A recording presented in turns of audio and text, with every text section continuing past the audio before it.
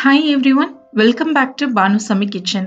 நாம இன்னைக்கு என்ன ரெசிபி பார்க்க போறோம்னா ஒரு சூப்பரான ஹல்வா ரெசிபி தாங்க பார்க்க போறோம். நிறைய ஹல்வா சாப்பிட்ருப்பீங்க. துவரம் பருப்புல ஹல்வா செஞ்சு சாப்பிட்ருக்கீங்களா? ஒரு வாட்டி செஞ்சு பாருங்க, அடிக்கடி இதை நீங்க செய்வீங்க. வாங்க இதை எப்படி செய்யலான்றத பார்க்கலாம்.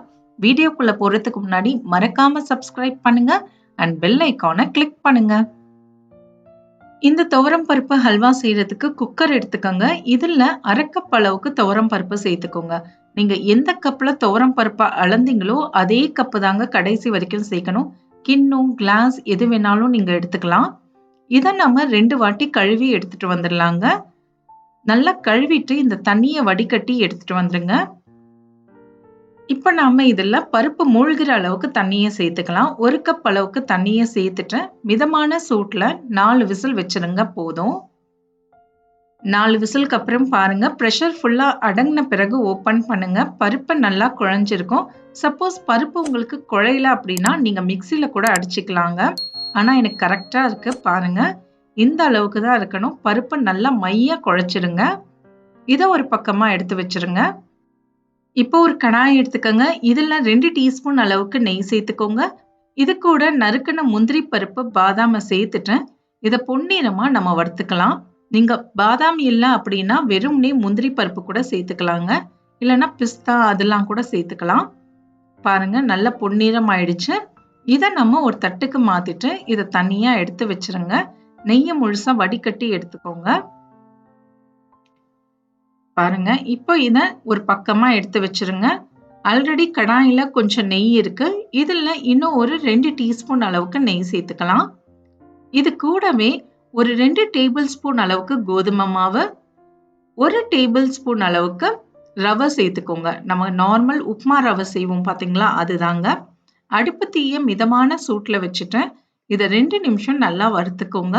அடுப்பு தீ இதுக்கப்புறம் மிதமான சூட்ல தாங்க இருக்கணும். ஹை ஃப்ளேம்க்கு மாத்தவே மாத்தாதீங்க, இல்லைன்னா கருகி போயிடும்.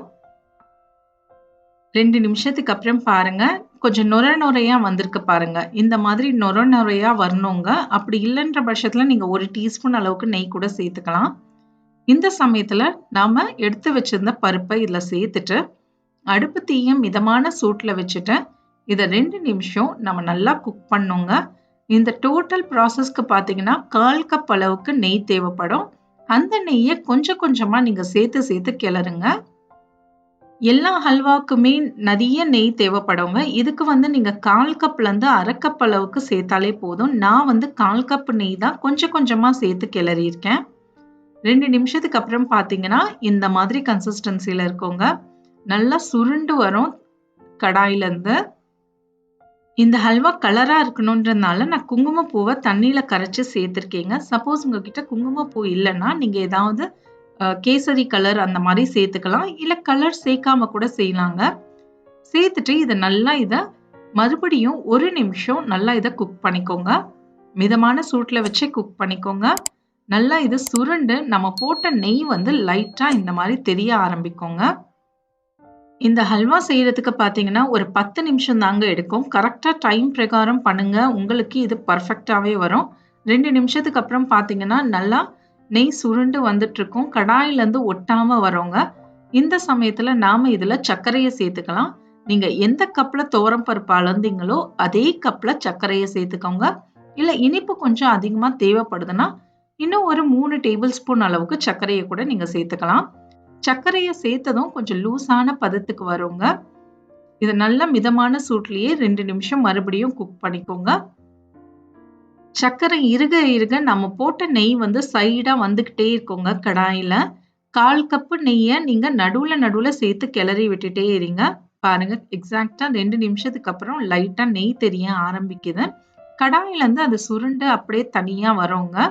அதுதான் கரெக்ட் கன்சிஸ்டன்சியா இருக்கும். பாருங்க, இந்த மாதிரி எடுத்தீங்கன்னா ஒரு ரிப்பன் ஸ்டேஜ்ல இருக்கும் பாருங்க. ரிப்பன் மாதிரி விழும். இதுதான் பெர்ஃபெக்ட் ஸ்டேஜ்.